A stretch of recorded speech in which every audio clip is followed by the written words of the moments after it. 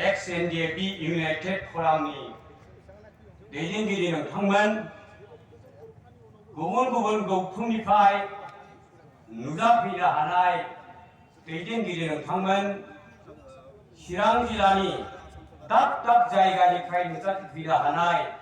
बे सानदुं थिं थिं समावबो नोंथांमोना होदावरि होसावरि फैनानै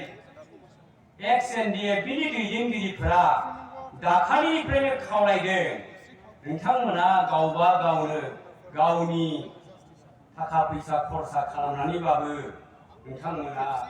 जोंनि सुबुं गमायाव मदद होफैनांगौ होननानै आं जोबोद गोजोनदों जे हारिनि अलखद समाव सोरबाफोर गाबज्रियोबा लिङोब्ला नोंथांमोन बायदि आइ आफानि बिदा फंबायफोरनि हेफाजाबा जोबनानै थाङा। बेनो जाबाय जोंनि हारिनि मोनसे गोथार खौसेथि। नैबे समाव आङो रावबो मोनसेबो राजखान्थि हान्जा दोलोनि दैदेनगिरिबो नङा, मावथिबो नङा। आं मोजां मोनो बर' हारिखौ, बर' सुबुंखौ, आरो बर'आ लुबैनाय आलादा बर'लेण्ड रायजो सोरजिनायनि सिमांखौ मोगथां जागोनखौ गोसोआव गोरबोआव दाबो बोननानै लादों, जायनि थाखाय मालाबा मालाबा गोसो गोरबोआ दुखुजों आवलिखाङोब्लाबो जाख्रिसे सेंग्रा जोहोलावफोरनि लुबैनाय हान्थिनायफोरखौ नुयोब्ला जोङो 60 बोसोर बारलांनाय बैसोनि सुबुंब्लाबो जोङो गोसोआव आरोबाव थुलुंगानाय मोनबावो। रायजोफोर, गुबैयै दिनैनि एक्स एनडिएपि बे चिरां जिल्ला इउनाइटेड एनडिएपि बे सुबुं गौमानि थांखियानो जाबाय आदि मुलुगाव एक्स एनडिएपि ইউনাইটেড ফোরামৰ দ্বাৰা চিৰাং জিলা কমিটিৰ দ্বাৰা আহ্বায়িত আজিৰ এই গণসমাৱেশত স্বতঃস্ফূৰ্ত যি গণসমাৱেশ, এই গণসমাৱেশৰ মূল উদ্দেশ্যই হ'ল এনডিএপিৰ প্ৰাক্তন প্ৰতিষ্ঠাপক সভাপতি যিজনক বিআৰ নাভলা বুলি জনা হয়, যিজনক ৰঞ্জন দৈমাৰী বুলি ক'লে সকলোৱে চিনি পায়, সেইজন ব্যক্তি এতিয়াও 2020 চনৰ 20 জানুৱাৰী তাৰিখে শান্তি চুক্তি কৰাৰ পিছতো এতিয়াও মুকলি আকাশত আহিব পৰা নাই। এই দুখ, এই বেদনা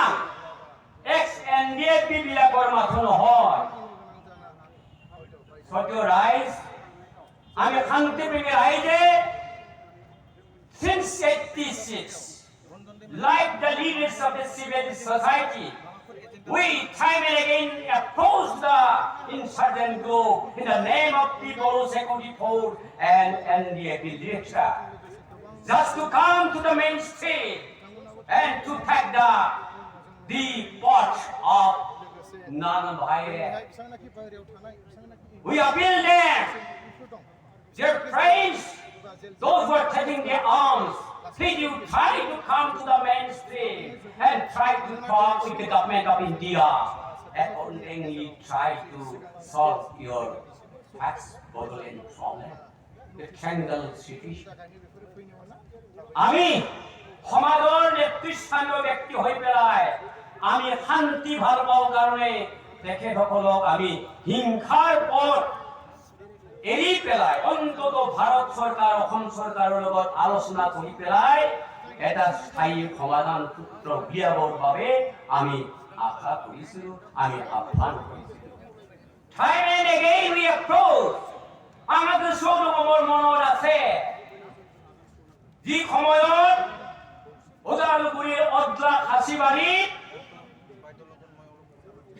ৰঞ্জন দৈমাৰীৰ নেতৃত্বত 33 জনমান ডেকা যুৱকক লৈয়ে গঠিত হৈছিলে বড়ো চিকিউৰিটি ফ'ৰ্চ। সেই সময়ত মই নিখিল বড়ো ছাত্ৰ সন্থাৰ নেতৃত্বত আছিলোঁ I was then leader of the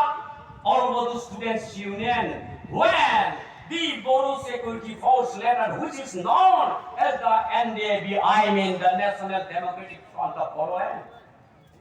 with only the 33 members that we know from their source, the Bodo Security was formed. And dumb situations, some violent them just to come to the mainstream and talk with the government of India. When I was also the General Secretary of the PDF, a regional political party, we have more than 7 MLAs and we have also 1 MP. We talked with the government of India that time also, just to come to the mainstream and just to initiate talk. But of course, during the period of PDF, this was not happened. But our attempt, যি সময়ত PDF রাজনৈতিক দলের একটা সময়ত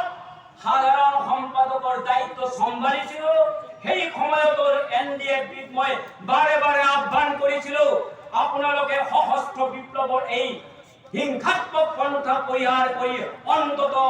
মূল খুঁটিলৈ আহি ভাৰত চৰকাৰৰ লগত আলোচনা কৰক। যি সময়ত মই peoples joint action committee for Bodoland মুভমেণ্টৰ মুখ্য উপদেষ্টা আছিলো, সেই সময়তো বাৰে বাৰে তেখেতসকলক মই কৈয়ে আছিলো যে